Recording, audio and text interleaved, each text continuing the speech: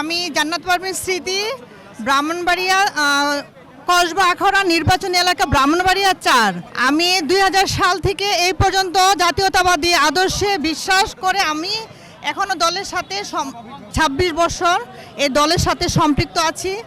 আজকে এই দলের সাথে সম্পৃক্ত আছি এবং আমি আমার মনের উদ্দীপনা দিয়ে আজকে আমার দলের যে আদর্শ, নীতিগত আদর্শ আমি অন্তরে লালন করি এবং আজকে এই নয়াপল্টন পার্টি অফিস থেকে আমি আমার মনোনয়ন ফরম নিয়েছি এবং তা জমা দিয়েছি।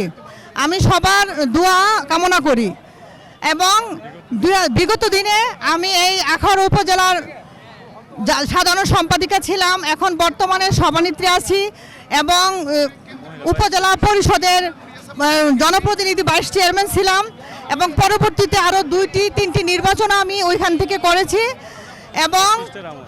এবং মানে আমি জনগণের আশাবাদী যে আসলে ইনশাল্লাহ আমি পারবো।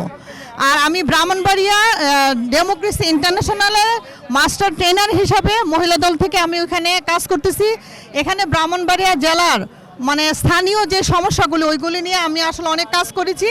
তো আমি আসলে এই দলের সাথে থেকে আমি আমাদের যে নেত্রী প্রয়াত আমার খালেদা জিয়া, ওনার যে আদর্শ অনুপ্রাণিত হয়ে আমি দলের সাথে আছি এবং আমি আশাবাদী যে দল আমাকে মূল্যায়ন করবে এবং বিগত ১৭ বছর আমরা অনেক নির্যাতিত হয়েছি এই দলের সাথে থেকে, তারপরে আমরা আশাহত হই নাই। আজকেও আমি ওইরকম আবেগ চিন্তা নিয়ে আমি আবারও নিজের আত্মবিশ্বাস নিয়ে এগিয়ে আসব এবং আমি আশাবাদী যে আমাকে দল মনোনয়ন দিবে এবং আমি সকলের দোয়া চাই। আসসালামু আলাইকুম, ধন্যবাদ সবাইকে।